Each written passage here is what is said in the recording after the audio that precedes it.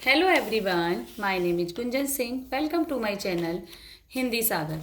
तो आज की क्लास में हम सर्वनाम पार्ट 2 का अध्ययन करेंगे।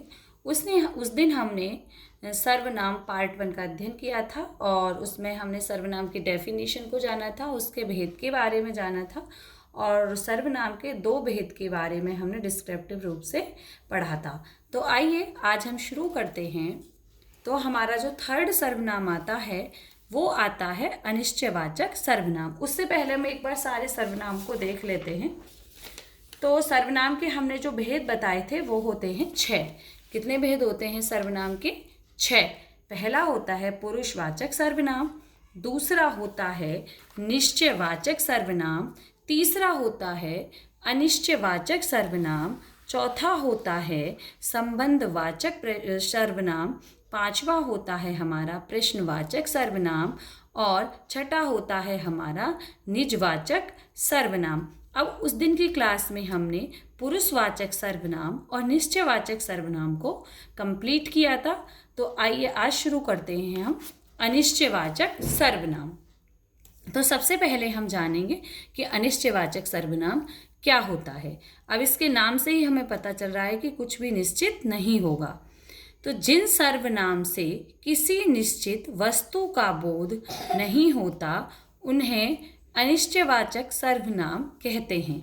यानी जो अनिश्चयवाचक सर्वनाम होता है इसमें कोई भी हमारा निश्चित वस्तु का बोध नहीं होता, यानी जो भी कुछ होगा वो अनिश्चय होगा। जैसे कोई या कुछ, तो ये दोनों शब्द निश्चित का बोध नहीं कराते हैं। जैसे एग्जाम्पल देख लेते हैं, कोई खो गया तो क्या करोगे। तो इसमें क्या हुआ हमारा अनिश्चयवाचक सर्वनाम, क्योंकि यहाँ पर किसी भी निश्चितता की बात नहीं की गई है। नेक्स्ट है उसने कुछ नहीं मांगा। तो यहाँ भी कुछ नहीं मांगा यानी अनिश्चय की बात हो रही है, कुछ भी निश्चित नहीं है यहाँ पर। तो इस तरीके से यहाँ पे अनिश्चयवाचक सर्वनाम होगा। जहाँ पर चीज़ें निश्चित ना हो वहाँ पर अनिश्चयवाचक सर्वनाम होता है।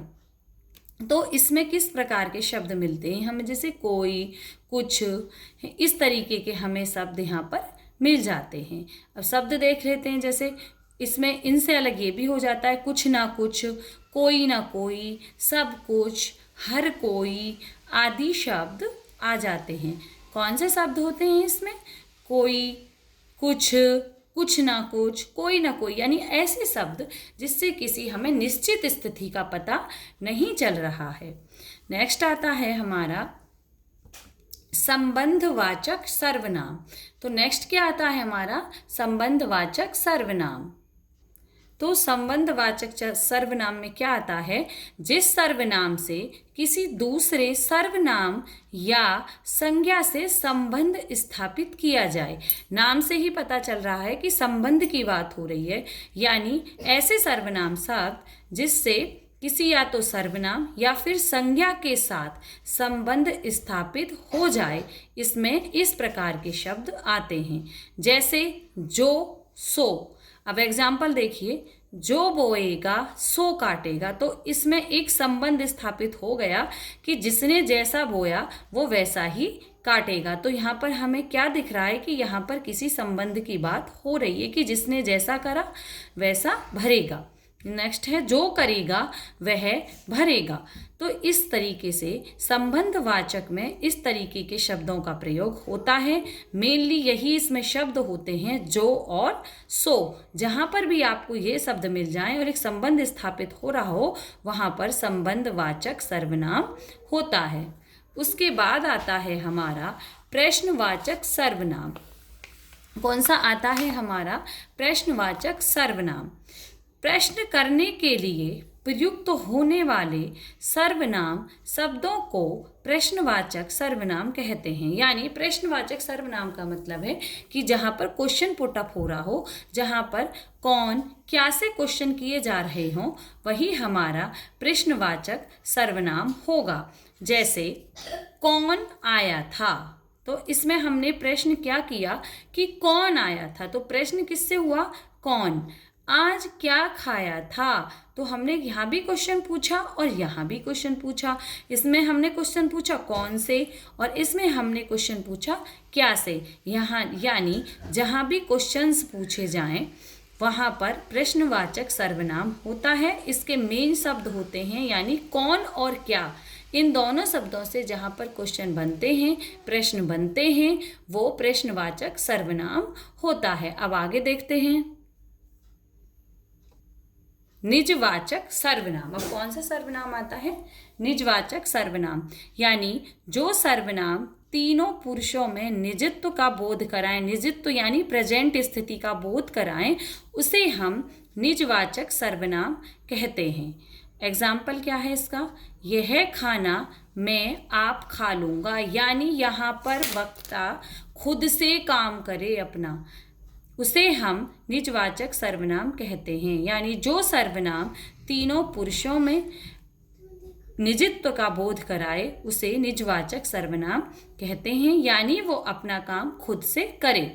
जैसे यह खाना मैं आप खा लूँगा, तुम अपने आप चले जाना, वह स्वयं अपना कार्य करती है आदि। यहाँ पर हमें प्रेजेंट कंडीशन का पता चल रहा है, तो यहाँ हमारा निजवाचक सर्वनाम होगा। अब इन वाक्यों में किस प्रकार के शब्द आते हैं वो देखते हैं। इन वाक्यों में आप, अपने आप, स्वयं आदि शब्द आते हैं।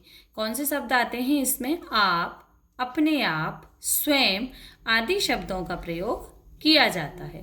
ठीक, इस प्रकार से हमारे सर्वनाम कंप्लीट होते हैं, यानी सर्वनाम के भेद या प्रकार जो हमने 6 सर्वनाम पढ़े थे वो हमारे पूरे होते हैं। अब हम इन सर्वनाम को एक दृष्टि में ये देख लेते हैं कि इन सर्वनाम की हम पहचान कैसे करेंगे। अभी तो तुमने पूरी डेफिनेशन को पढ़ा और एग्जाम्पल के थ्रू हमने उन्हें समझ लिया। अब इन सर्वनाम को समझने के लिए कुछ ऐसे शब्द दिए गए हैं जिन शब्दों की मदद से हम सर्वनाम को आसानी से पहचान सकते हैं। तो आइए देखते हैं किस सर्वनाम के लिए कौन सा शब्द यूज होगा। जैसे फर्स्ट आता है हमारा पुरुषवाचक सर्वनाम। हमने क्या पढ़ा था? पहला पुरुषवाचक सर्वनाम। अब पुरुषवाचक सर्वनाम में 3 प्रकार आते हैं, उत्तम पुरुष, मध्यम पुरुष और अन्य पुरुष। अब जहाँ पर भी उत्तम पुरुष में मैं, हम लोग यानी खुद से रिलेटेड प्रश्न शब्द मिल जाएं तो वहाँ हमारा पुरुषवाचक सर्वनाम होता है। अब मध्यम पुरुष में कैसे शब्द आएंगे? जैसे तू, तुम, आप, यानी जितने भी शब्द श्रोता के लिए इस्तेमाल किए गए हों। अन्य में यानी अन्य कोई तीसरा, जैसे यह, ये, वह, वे, ये लोग, इस तरीके के शब्द मिल जाएं तो वो अन्य पुरुष होगा। तो हमने समझ लिया कि पुरुषवाचक सर्वनाम में 3 प्रकार आते हैं, उत्तम पुरुष, मध्यम पुरुष और अन्य पुरुष।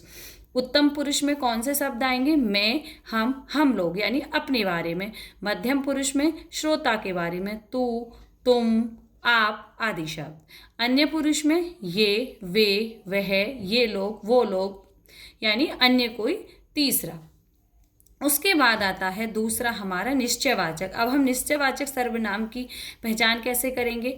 इसमें अगर निकटवर्ती होगा, हमारा जो सेंटेंस अगर निकटवर्ती होगा और उसमें यह और वे, अगर ये दोनों शब्द आ रहे हैं तो निश्चयवाचक सर्वनाम, और दूर के लिए वह और वे, तो निश्चयवाचक में हमें कौन से शब्द मिलेंगे?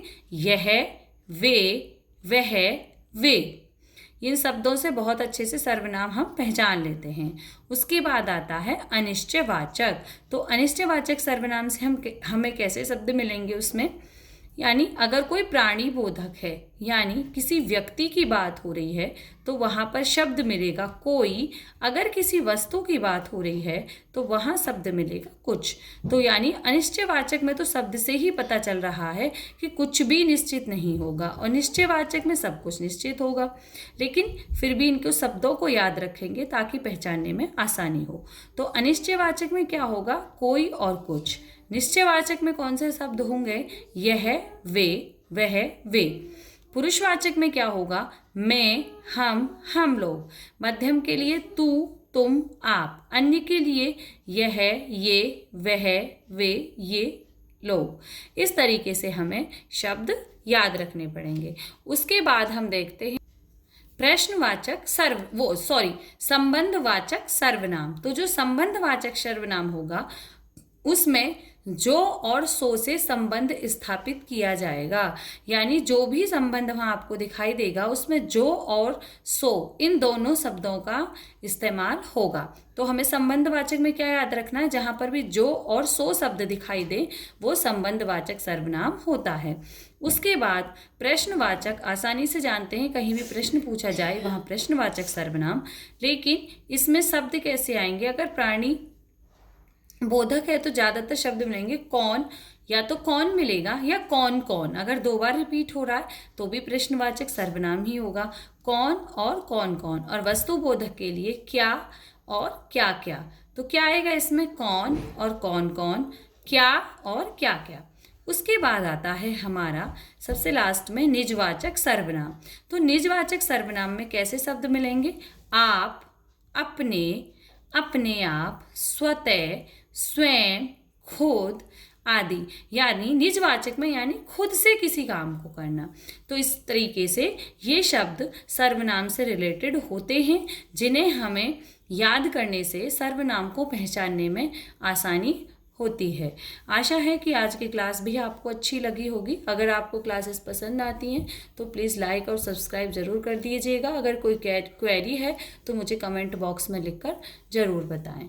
वीडियो देखने के लिए बहुत बहुत धन्यवाद। फिर मिलते हैं नेक्स्ट क्लास में, तब तक के लिए टेक केयर, बाय।